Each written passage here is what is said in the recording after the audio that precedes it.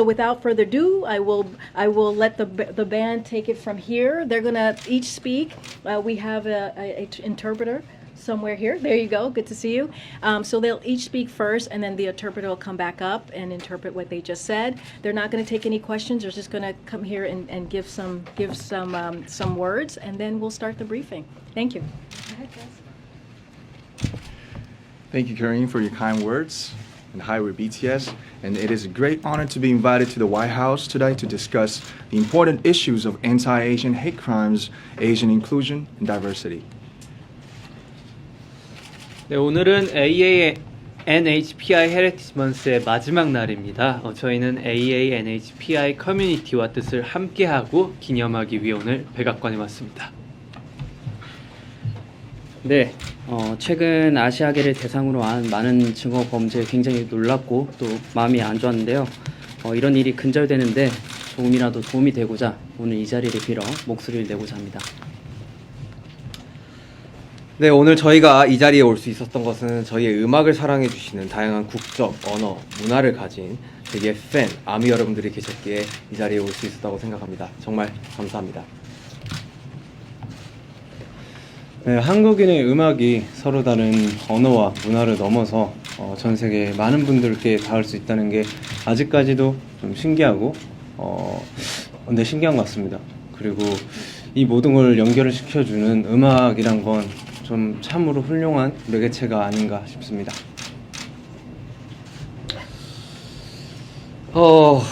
나와 다르다고 그것은 잘못된 일이 아닙니다. 옳고 그름이 아닌 다름을 인정하는 것으로부터 평등은 시작된다고 생각합니다.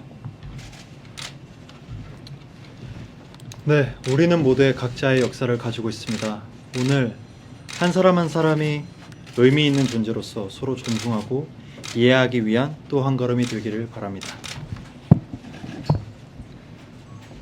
And lastly, we thank President Biden and the White House for giving this important opportunity to speak about the important causes, remind ourselves of what we can do as artists. Once again, thank you very much.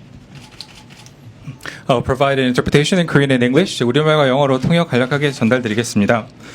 남준 씨는 친절한 소개 감사합니다. 방탄소년단입니다.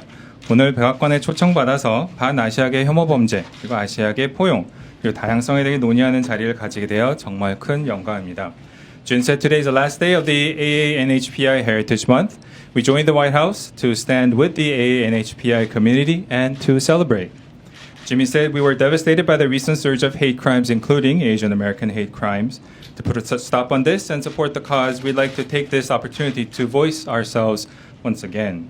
Jacob said we are here today thanks to our army, our fans worldwide, who have different nationalities and cultures and use different languages.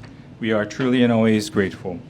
Jungkook said we still feel surprised that music created by South Korean artists reaches so many people around the world, transcending languages and cultural barriers. We believe music is always an amazing and wonderful unifier of all things. Shiga said it's not wrong to be different. I think equality begins when we open up and embrace all of our differences. V said everyone has their own history. We hope today is one step forward to respecting and understanding each and every one as a valuable person. 마지막으로 남준 씨가 중요한 문제에 대해 함께 이야기하고 우리가 아티스트로서 무엇을 할 수 있는지 생각할 기회를 만들어 주신 바이든 대통령님과 백악관에 감사드립니다. 감사합니다. What does it mean to you to come to the White House? We're gonna go. They're not gonna take any questions, but thank you so much, guys. Thank you. Thank you, guys. Thank you. Thank you. Thank you, guys. Thank you. BTS 화이팅! 감사합니다. Thank you, guys. Thank you. Oh. All right. Okay. Yeah. Brian, I don't know how you're gonna. Okay. I don't know. I'm excited to hear what Brian has to say. Okay. Next up, we have Brian Dees, our National Economic Director of National Economic Council, who just came out of the meeting with the President and the Fed Chair and Secretary Yellen. And so he is joining us today. So thank you, Brian, for making the time. Okay.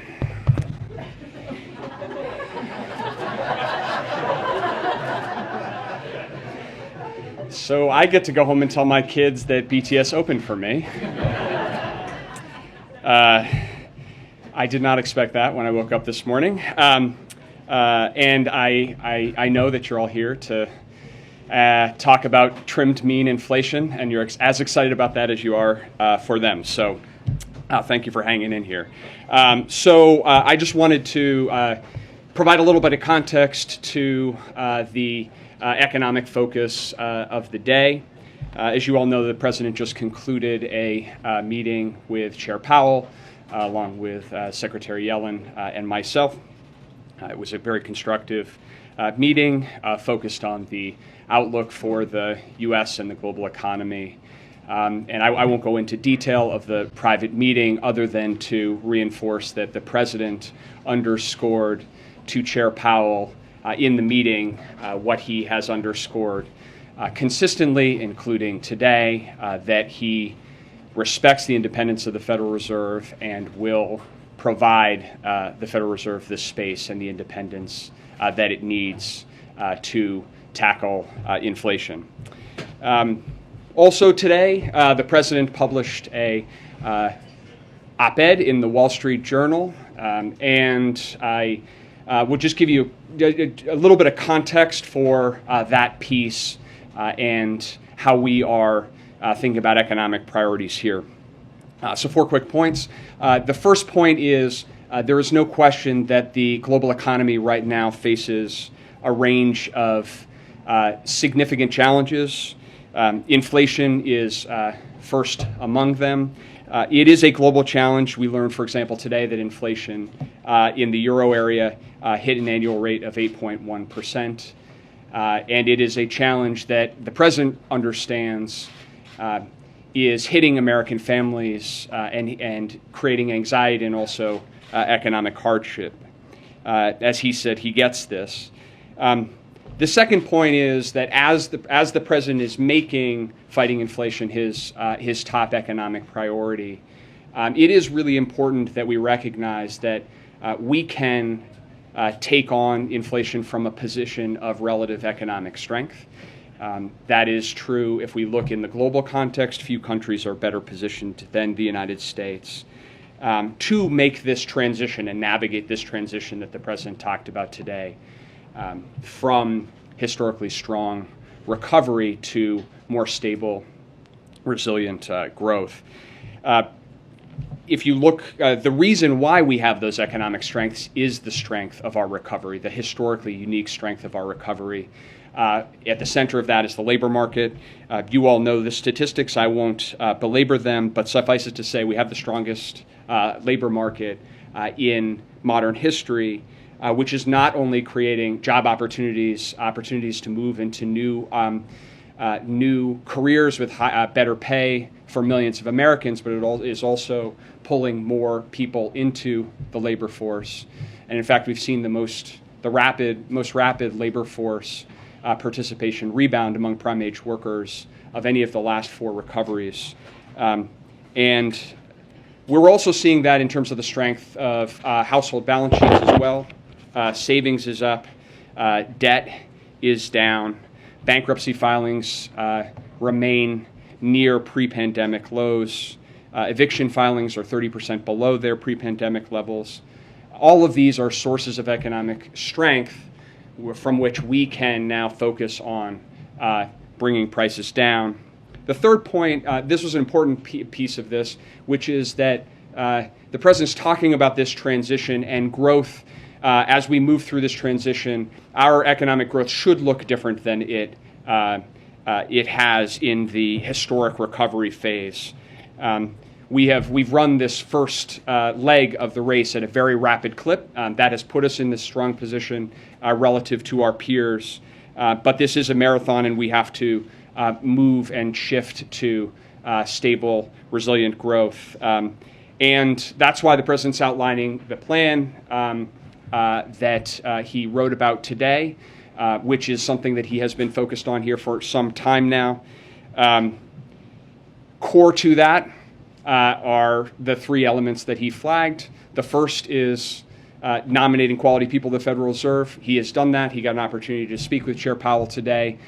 Strong incredibly credentialed bipartisan group, and we are hopeful that the Senate will move to confirm the last of his nominees, Michael Barr, without delay, and giving the Fed the independence to operate, which is critically important, particularly at a moment where inflation is elevated, but cannot be taken for granted, which is why the President is reinforcing it publicly today. Second is lowering costs. How can we make things more affordable for typical families during this transition period?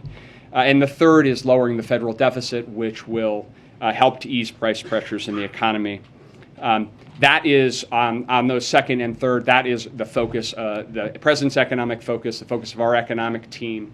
Many things, many of the steps therein are things that we can do on our own with executive action. There are also places where we need Congress's help and to work with Congress.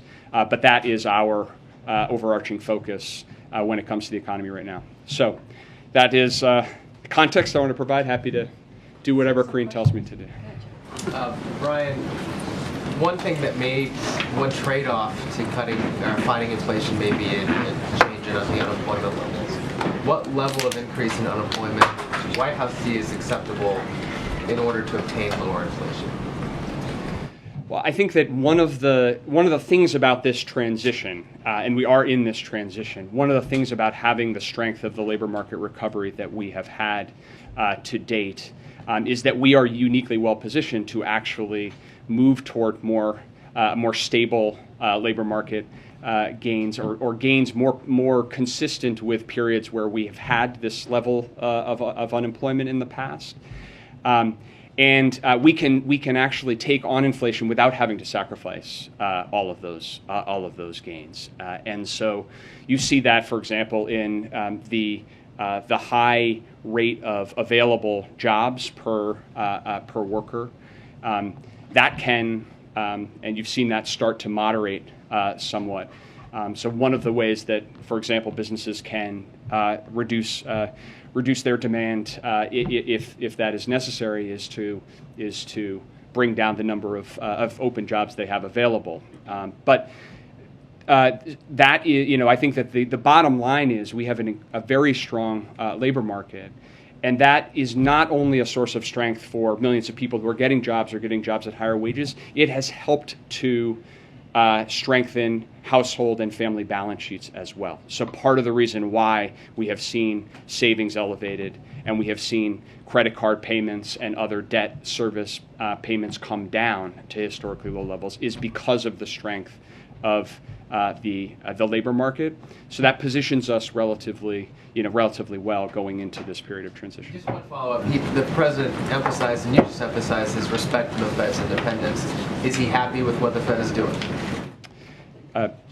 Consistent with respecting their independence is respecting their independence. So what I would say is that he has confidence in the people that he has nominated.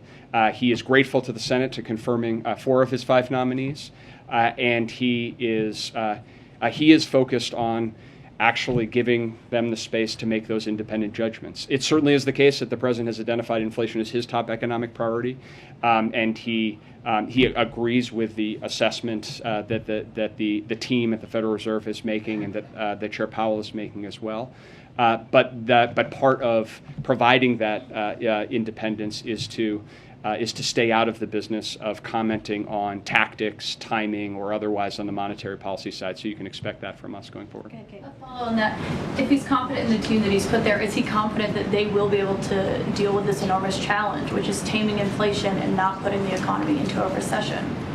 Well, I think that what the President is and what we are very confident in is that we can approach this challenge and we can focus our efforts on bringing inflation down without having to sacrifice all of the economic gains that we've made because of the unique position of strength that we are in. Because of the progress that we have made over the course of the last 15 months, we are now uniquely well positioned to do that. Does the President think that the Fed needs to revise or review its modeling and forecasting techniques, given they pretty badly misjudged that inflation was not actually transitory? That falls squarely into the category of things that we will leave to the independent judgment of the Fed. Phil in the back and then Kelly in the back. Thank you, sir. You noted that inflation remains the president's top priority. I'm wondering a little bit about the intersection of that priority and the president's plan to forgive as much as $10,000 in student debt relief for families making as much as $300,000. Some analysis says that this would cost taxpayers as much as $250 billion, and of course that money's not going to be dumped into the economy all at once. But I'm curious how you see this affecting consumer spending, because presumably some of these folks, rather than servicing their loans, might go buy a new phone or decide to buy that car or go on the vacation. So are you confident that that student debt relief program would not have a negative impact on inflation? Yes, I'd say a couple things of that. The first is that notwithstanding some of the reporting, the president hasn't made any decision on that policy, and so I won't get ahead of any decision or any particular program or plan that has been speculated about.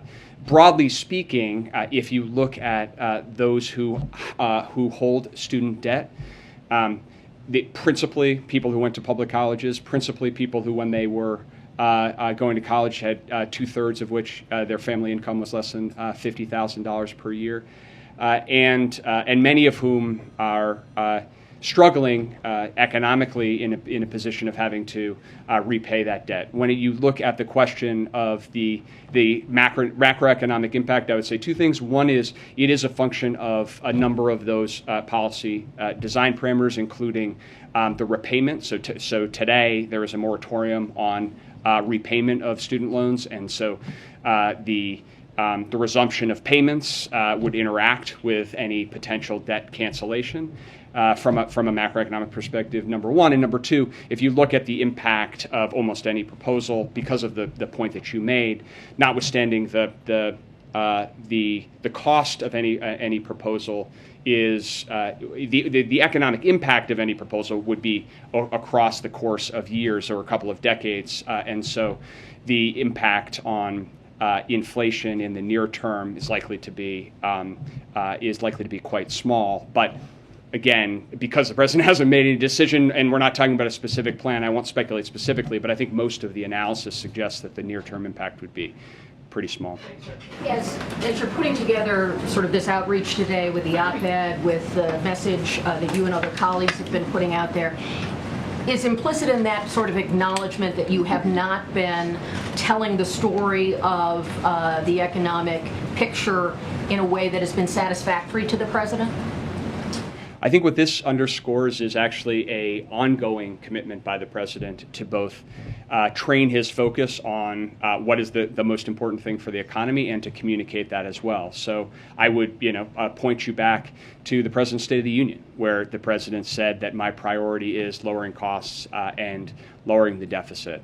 And I think what this president has tried to do in every stage in this historic and unique economic recovery is to effectively communicate to the American people where we are, to give it to people straight, but also to lay out clearly his plans, his priorities in terms of what he wants to see done. And so we are now moving into a phase which is really a transition, that transition that he spoke about. And so what he has been doing for the last couple of weeks, what he will continue to do is try to help make sure that we're communicating clearly to the American people what that means and also what his plans are, and also that he is prepared to work with anybody, Democrat and Republican, to try to make progress on that, but also highlight that there are differences between his approach and others, and that's important for the American people to understand as well. What is the expectation today as you advise the president, or his expectation about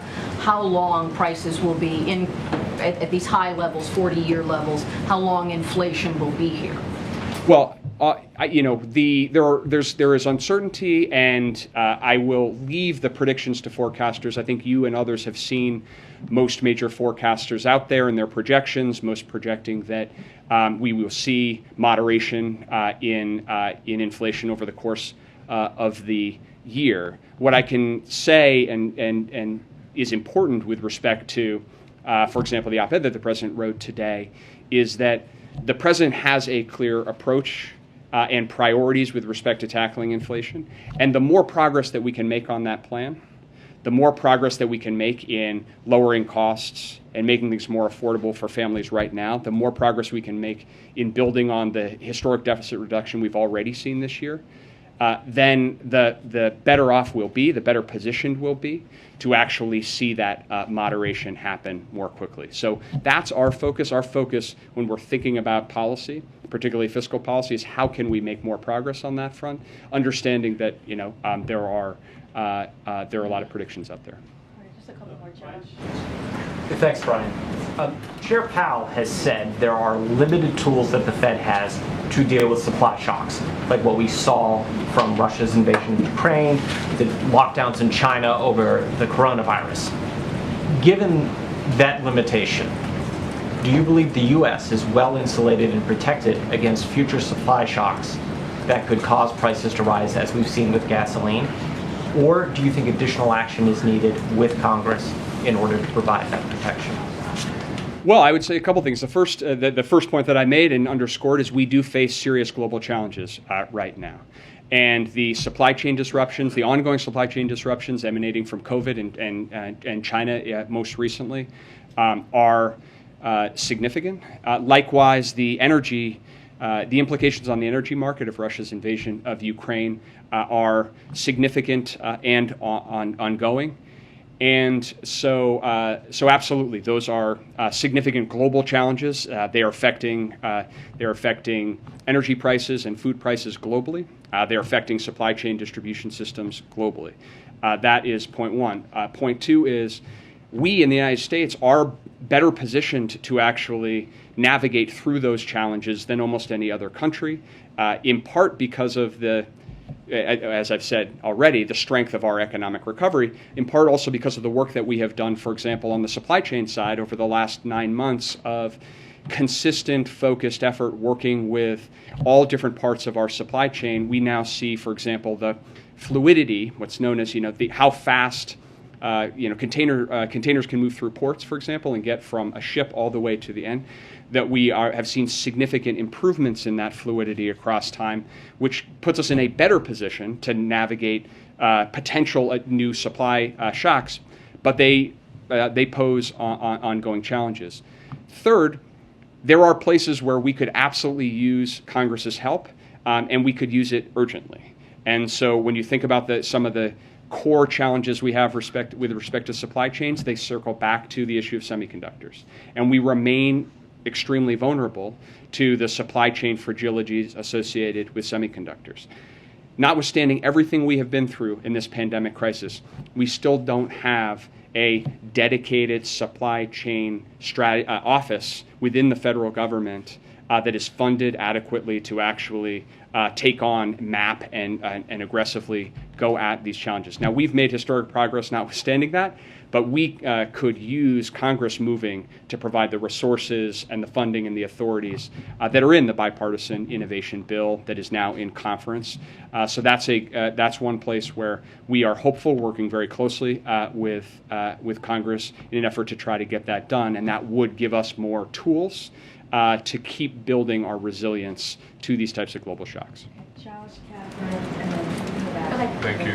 Since you were in the meeting, can you say whether the president expressed any view about what the Fed's path is right now? Chair Powell has talked about 50 basis points each in the next 2 meetings.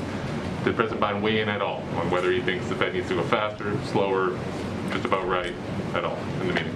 So I'm not going to read out any specific components of the meeting other than to underscore that the president did in private, as he did in public, underscore that his commitment to giving the Fed the space to conduct monetary policy independently without political interference. Do you think that the Fed has moved too slowly by saying it's their responsibility? The implication, of course, is that they're holding the bag to the fact that inflation is at the highs that it is at.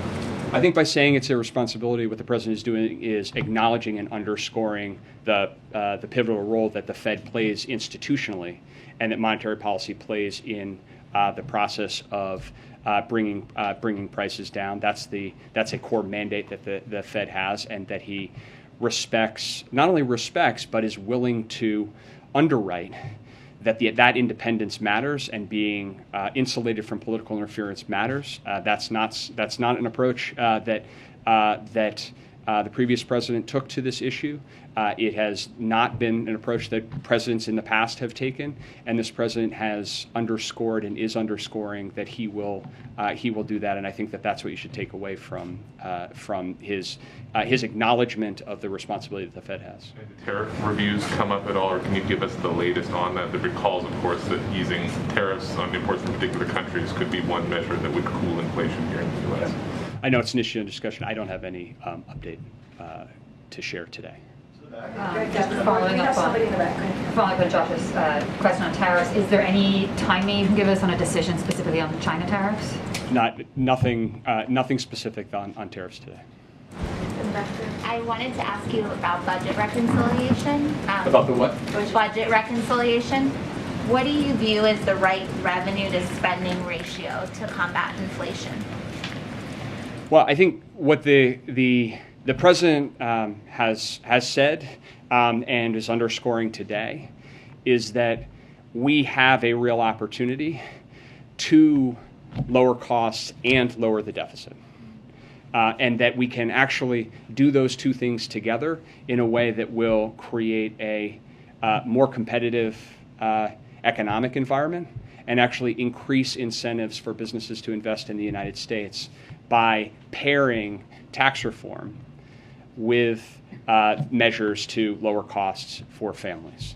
So I'm not going to get into the specifics of the conversations around reconciliation other than to say the president really does believe that the right approach here is to focus on measures that would lower costs and help to make things more affordable right now for families and to lower the deficit. And that he believes that that's the right way to address inflation, and that's probably the most significant thing that Congress could do right now to actually help to accelerate the process of bringing prices down, to Kelly's point. About a year ago, you stood here at the podium along with other officials talking about inflation as transitory. Now a lot of the focus from the White House and the broader administration is on messaging, as Caitlin and Kelly pointed out earlier. Was it a mistake to use that phrasing, and do you think it gave Americans a false sense of how long these rising prices would be here for? Look, I think that this has been an uncertain and unexpected and recovery period, historic in many ways. And so I think that our focus right now is on what is the right policy to bring prices down without sacrificing all of the economic gains that we have made. And I think that one thing that is unambiguously the case is that over the course of this 15 months, the strength of this recovery that we have had in the United States has not only helped millions of people and millions of families across the country, but now positions us well to address what is a global issue. And when you look out across the world right now, there's also no question that inflation is a global challenge. The 8.1% figure that I cited for the euro area, if you look back over the last 6 months, headline euro area inflation is 9%. And that is because we know that principally the drivers of that are the convulsions and the convulsive impact of having to shut the economy down and restart the economy, and compounded now by the supply effects that Josh asked about with respect to Putin's invasion of Ukraine. So that's our focus. That's where we're focused now. And we think that the policy choices that we make here going forward will be consequential in how quickly and effectively we can navigate through this next period. But that's mostly about the structural factors. I guess when you talk to Americans, when you look at polling, they say their biggest concern is rising prices, which I think part of that stems from the prolonged period that we've been in. And so I'm wondering, as you focus on the messaging, have you learned lessons from that, where you discussed it as transitory, and now 15 months later we're still here? Look, I think that what the president has done with respect to communications has been to consistently explain to the American people where we are and where we need to go, and that continues to be the way that he approaches this issue, and very much from the perspective of what it feels like to sit around a dining room table or a kitchen table in this country, because that's his lived experience, and that's the way that he approaches these economic policy questions. And so he understands that right now the top issue on people's minds is prices at the gas station, prices at the grocery store.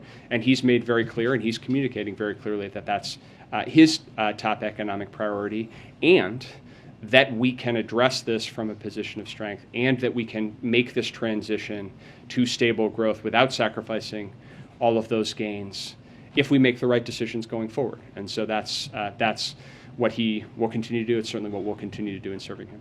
Brian, if I could quickly follow up, if the president is communicating effectively, how do you explain and make sense of his low poll numbers? Look, I will just say this, that the president always tasks us to focus on what are the right policy decisions and the right policy choices to try to advance an economy that has been his animating feature of what he wants to get done for years, which is how do you build an economy from the bottom up, the middle out, where working families have more opportunities. We've made historic progress in that direction. We have made historic progress in that direction because of some of the hard and difficult policy choices that this president has made. But we now have to address this issue of rising prices. The president has been focused on that for some time. We need some help in working with Congress on some of the issues that we just discussed. And I think that, if we can deliver, I think what the American people are mostly want to see is that we can actually move the ball forward, and that we can actually make some progress in things that matter in their daily lives. And it's why you've seen the president so focused on things like reducing the cost of internet, building more affordable housing to reduce the cost of housing, because we get that those are practical things that are impacting people in their lives. And the more progress we can make on that front, that's what people want to see. That's what people want to see is progress. And so that's where we're going to keep our focus. Why is the president so hesitant to face us from behind the podium just like you did? Okay. Thanks, Brian. Come back soon. All right, that's all I have on for the topper.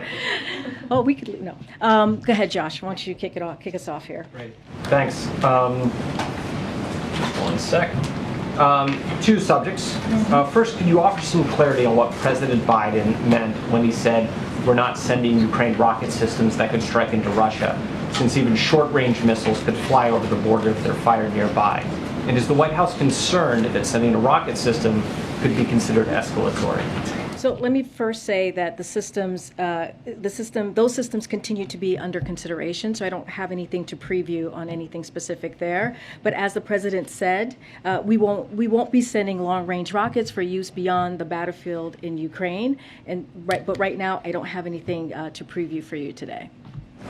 Secondly, could you update us on the status of where Mexico's president stands on going to the Summit of Americas?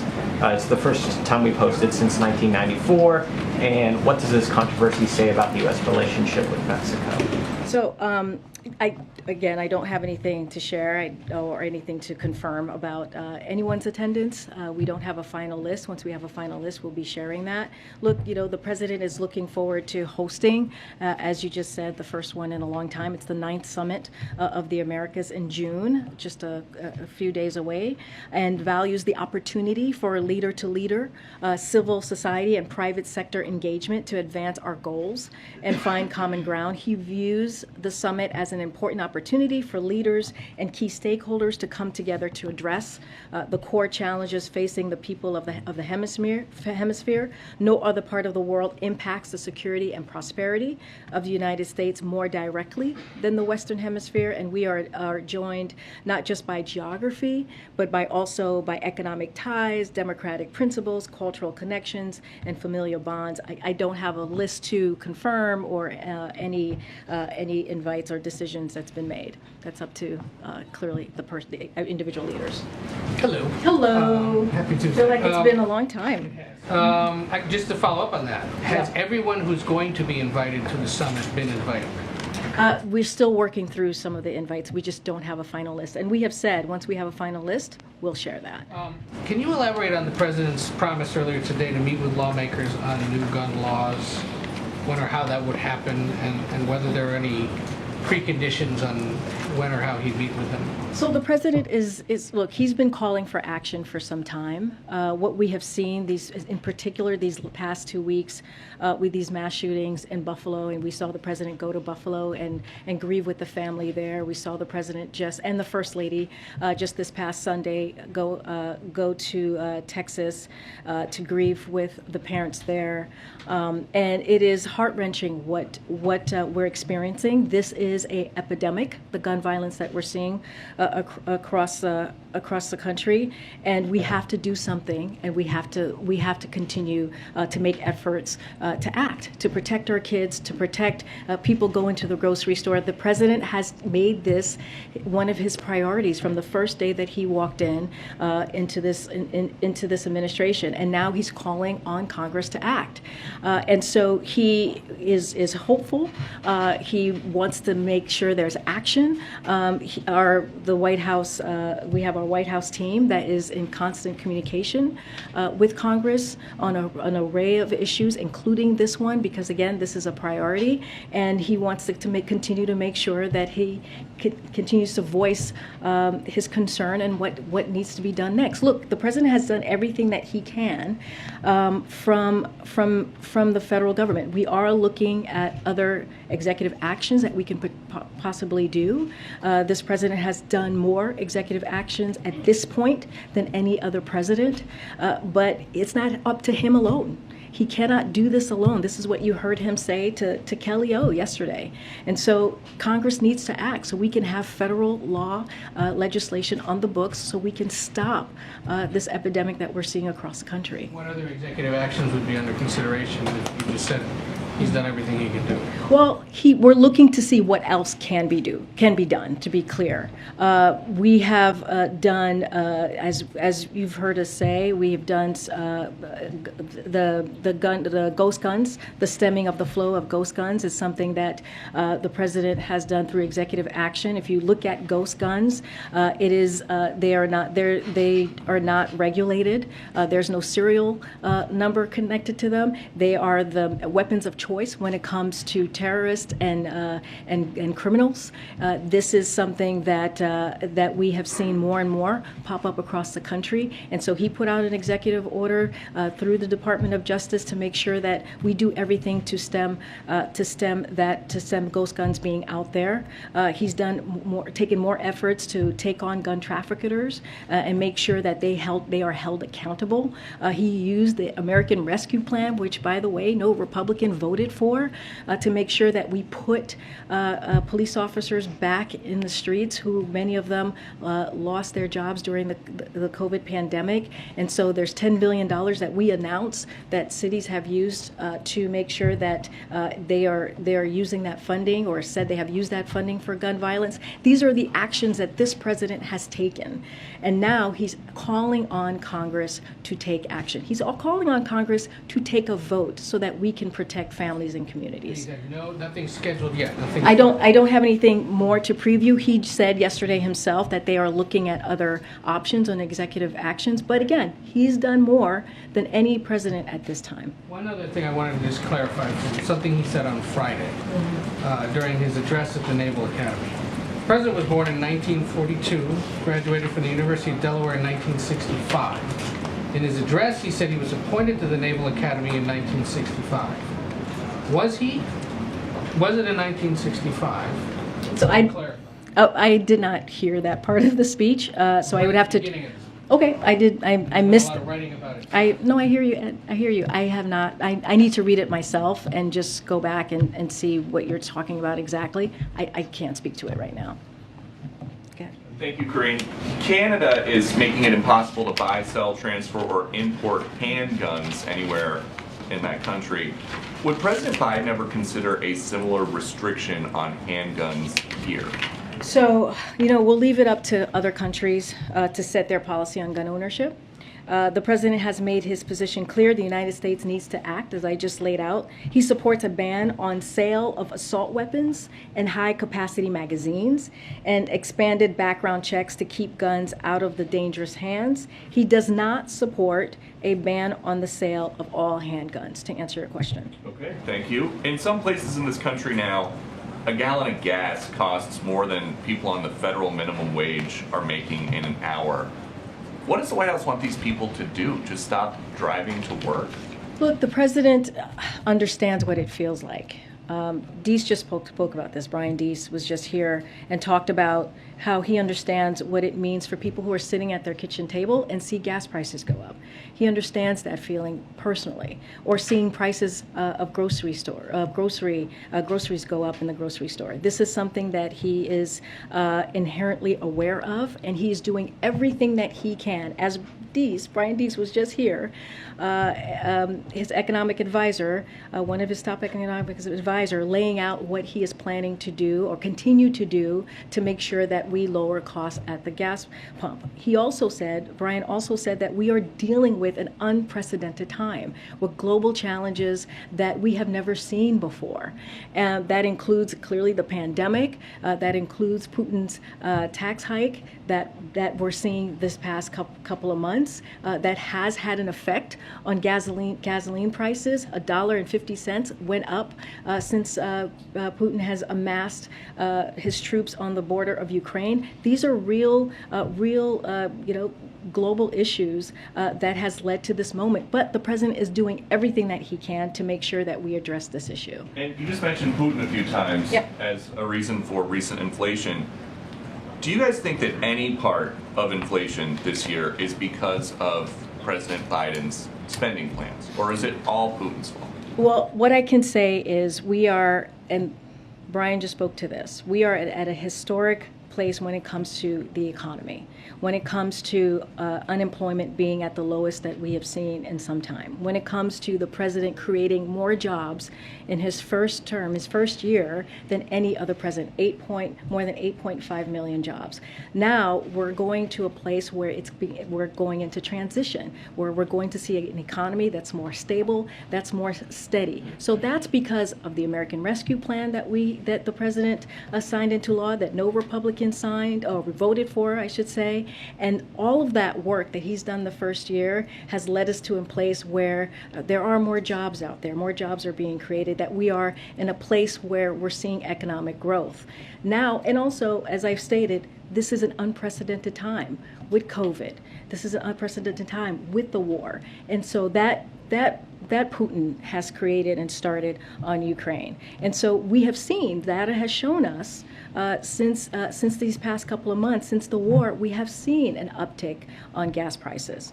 So I guess the next question would be, does President Biden take any responsibility for his policies potentially contributing to inflation? His policies has helped the economy get back on its feet. That's what his policies has done. When we talk about the gas prices right now, this is indeed Putin's gas hike. This is what we have seen in the most recent months of what we've seen at the gas pump. And so that is a fact. We have seen about 60% increase in the past several months, and because of the amassing and his invasion of Ukraine. And so the president, his goal right now, and what he is frustrated about, is what the American people have to go through, and what they are trying to deal with as they are around their kitchen table. So that is his focus right now. Go ahead. The president has talked about understanding from his life experience those difficulties, economic hardships, and so forth. Does he consider it a crisis for American families that prices are at this 40-year high? He understands the hardship that people are going through. He understands how difficult it is for families. He understands that. That's why he has done everything that he can and taken steps in many different ways to make sure that we lower cost. We announced new actions to give farmers the tools and resources they need to boost production and lower food prices and feed the world. High-speed internet for tens of millions of Americans. We announced new steps with the private sector to lower those prices. The nonpartisan Congressional Budget Office found that the deficit fell by 1.5 trillion this year, and it actually fell even more in most regions. Is it a problem? Is it a hardship? Is it a crisis? What is it that people are facing? It is, we're just in a difficult time right now with this inflation. That's why he's doing everything that he can. Look, his op-ed, he talks about this explicitly, about what he knows the American people are going through. And he laid out what it is that he's going to do to really fight against inflation. So it is something that he is aware of. This is clearly, right, as president, is something that is a priority to him. That's why he made sure that he rallied allies and partners around the world to release 1 million barrels of oil per day from the Strategic Petroleum Reserve, and that has been something that started for 6 months, in addition to an additional 60 million barrels of oil from other country reserves. That's for gas, to help with gas. The administration has allowed E15, which uses homegrown biofuels, to be sold this summer to help as well. And also he announced administration actions to save hundreds of thousands of families hundreds of dollars per month by fixing the Affordable Care Act's family glitch. So these are the things that he is continuing to work on and make this a priority. And that's why one of the reasons he wanted the American people to hear directly from him, hence the op-ed that came out. Back on the issue of gun reform, so you mentioned the limitations that the president is facing. He also has been blunt. He said this yesterday himself. There's only so much that he can do, that much of this is in the hands of Congress. But in Texas over the weekend, the president came face to face with a crowd that was demanding that he act, chanting, do something. And the president said, we will. Given the limitations that he is facing, how can he make that promise? What makes him so confident that this time around will be different? So, as I've said, our team is in close contact with key members of Congress on negotiations. And when the president when it's helpful, he will certainly engage. But look, what we're talking about is popular. It's something that the constituents want, right? When you think about 88% support background checks on all gun sales, just 8% oppose. When you think about 84% support a ban on firearm sales to people reported as dangerous to law enforcement, just 9% oppose. 69% of support banning high-capacity magazines, just 22% oppose. 67% oppose banning assault-style weapons, just 25% oppose. This is from a poll last week from Politico Morning Consult. Reuters had a poll as well on that same day. 84% support background checks for all firearm sales. 70% support red flag laws. So these are things that, if you think about the senators and congressional members, these are things that their own constituents support. And so what the president is going to continue to do, as he's done from the first few days that he walked into office, is to ask Congress to act. And so we're going to continue to have those conversations. He's going to do everything that he can to make that happen. We have to stop this gun violence epidemic that we're seeing. But these measures have been popular for some time. I mean, that's not new to this most recent massacre. So what is the president seeing, if anything, that makes him confident that this time will be different? I mean, we've heard him say that he thinks everyone's getting more rational about this. What has he seen from Republicans that gives him that sense? Well, right now, as we know, there are bipartisan negotiations happening today. It may have happened already. I know there was supposed to be a Zoom call that was being led by Chris Murphy. And so, it is important. That's what we want to see. We want to see steps being taken so that we can get to a resolution, a solution here. We cannot continue having this epidemic that we're having with gun violence. This is not okay. And what we're asking Congress to do is to vote. Vote again. I just said this. Vote to protect our communities. Vote to protect our children. Vote to protect our teachers. Vote to be able so that people can safely go into a grocery store and not worry about being killed. And so the president's going to continue to speak to this.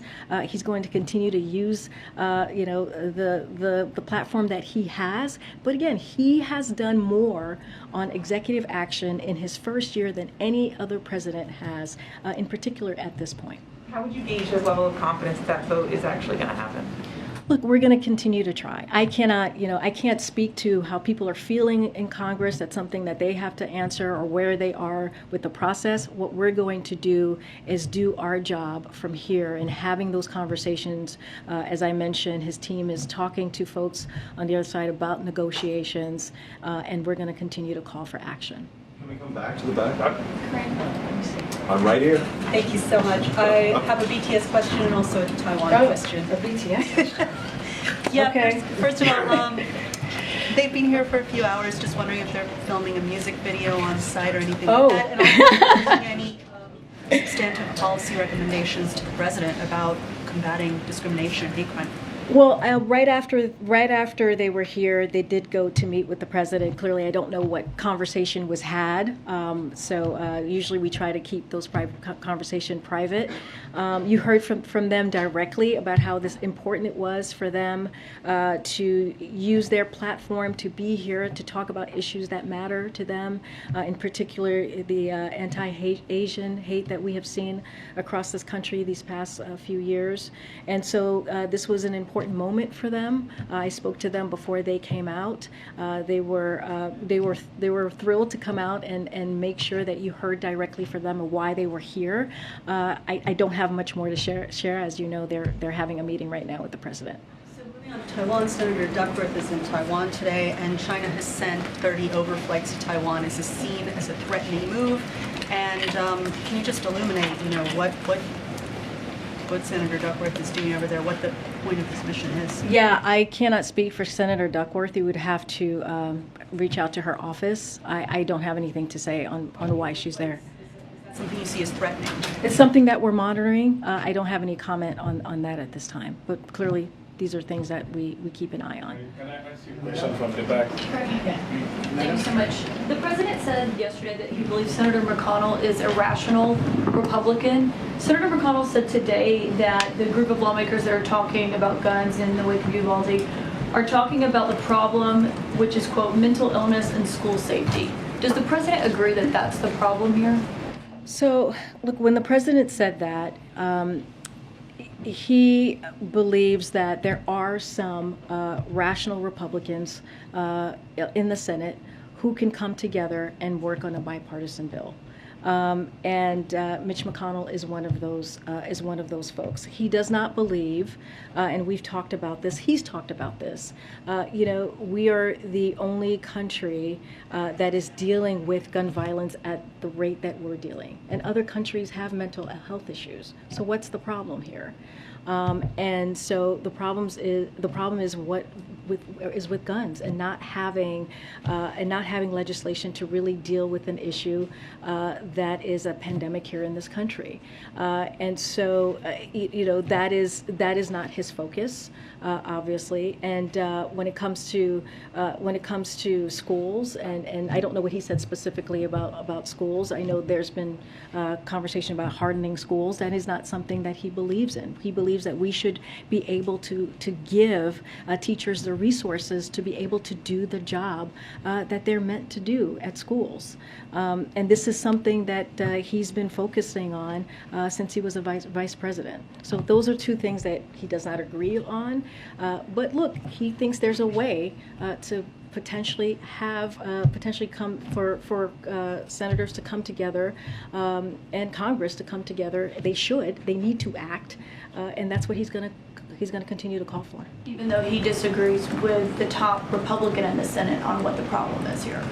I mean, look, I think that what the president is going to continue to do is call for Congress to take action. Is to call for Congress to move forward and deal with this epidemic that we're seeing across this country. And so he's going to leave it up to Congress to do that. He's going to step in when needed. But again, our office here is in regular contact on negotiations. And you just said that the president will get engaged with Congress on these talks when he believes it's helpful. Does he believe it's helpful right now for him to be involved directly in these negotiations? When the or not? time comes, he will get involved. He spoke to this yesterday. What we're going to continue to do is call on Congress to act. And again, our offices here, our different departments here are in constant communications and with the negotiation process that's happening. Karine, can you confirm that the President Chief of Staff don't claim he's leaving his position after the midterms? Can you confirm that? No. Can I ask you a second question? No. Go ahead. Karine, a follow-up on the long-range rockets question. Does the United States not want Ukraine to launch attacks into Russian territory, despite the fact that Russia is obviously launching attacks on it? I mean, the president spoke to this yesterday. I don't have anything more to add. First of all, we don't have, it's under consideration. I don't have anything more to say to that. But again, we won't be sending long-range rockets for use beyond the battlefield in Ukraine. So the president answered that yesterday. Switching gears to gun control and to the meeting with the New Zealand Prime Minister today, the president mentioned what New Zealand has done on this issue. What does he think, or what does the White House think the United States can learn from New Zealand on guns? Look, I think they had a very good meeting. They clearly spoke about gun reform. In the meeting, he actually wanted to talk more about what the New Zealand Prime Minister has done on gun reform in her country, and so he wanted to hear more about that. I don't have anything more to read out, but it is something that an agenda item that came up in their meetings, and he's always open to listen. But then again, we have to just remember that we need to act. Congress needs to act. It is the time to act now. And that's what the president's going to continue to call for. It is something that he has worked on since he was a senator, as a vice president, and now as president. He has taken action as a president to make sure he can do everything that he can to address gun violence, and now he's calling on Congress to deal with banning the banning of assault weapons and also background checks, expanding background checks. Those are things that they can do. It's popular. I just laid out the polling and what the polling showed. This is what their constituents want them to do, is to act. And so that's what we're going to keep calling on them to do. Okay. Thanks, Karine. Following up on Keelan's question about the president's involvement, you said he would engage when he thinks it would be helpful. Does he think it would be unhelpful right now for him to engage in those negotiations? No. What we're trying to say is that there are conversations happening right now. Right? There's a Zoom call, a bipartisan conversation happening right now. So we're going to let that process go. But at the same time, we're going to continue to call for action. He directed his team to look at additional ways for executive action. So that doesn't stop from us on our end, but he can't do it alone. And that's what we keep trying to say here. Congress needs to take their step to make action. And then just one follow-up again on the comment that he made about there are rational Republicans. As a candidate on the presidential campaign trail, he often said Republicans would have an epiphany after Trump was defeated, that they would come to their senses, in his words, and work with Democrats on certain issues. Many Democrats that you talk to say that that is an outdated view of the modern Senate, that the partisanship has increased significantly. Does he still believe that there are 10 Republican senators willing to vote on some measure of gun reform? There's criticism that is the view that Mitch McConnell and others are rational Republicans, given Mitch McConnell's long and well-documented history of blocking any sort of vote on gun control throughout his leadership of the Republican Party. What we're saying is that's what their constituents want them to do. That is what, regardless if you're a Republican or independent or Democrat, you have a bipartisan opinion out there from constituencies, from American families, from the American public that wants Congress to act. 90% of gun owners support universal background checks. That's 90%. 84% of Republicans and 80% of NRA members support background checks. That's what we know. That's what the data shows us. That's what we need to do, is for them to act so that we can make sure that our communities are protected, that we save our communities, that our children are not going to school feeling unsafe. So that's what we need to make sure. What does the president think the reason is that Republicans are not voting for some of these bills? If you're saying they're widely popular, where does the president believe the disconnect is between the Republican leaders? That's for them to answer. They have to answer to their constituents. I just laid out what their constituents wants to see. That's for them to answer. That's a question that they need to go to their constituents and answer why they haven't moved forward on common sense gun violence reform. That's what we're asking for. Yeah. This is a question I was hoping to get to Brian Deese, but I'm hoping you can help us understand as well.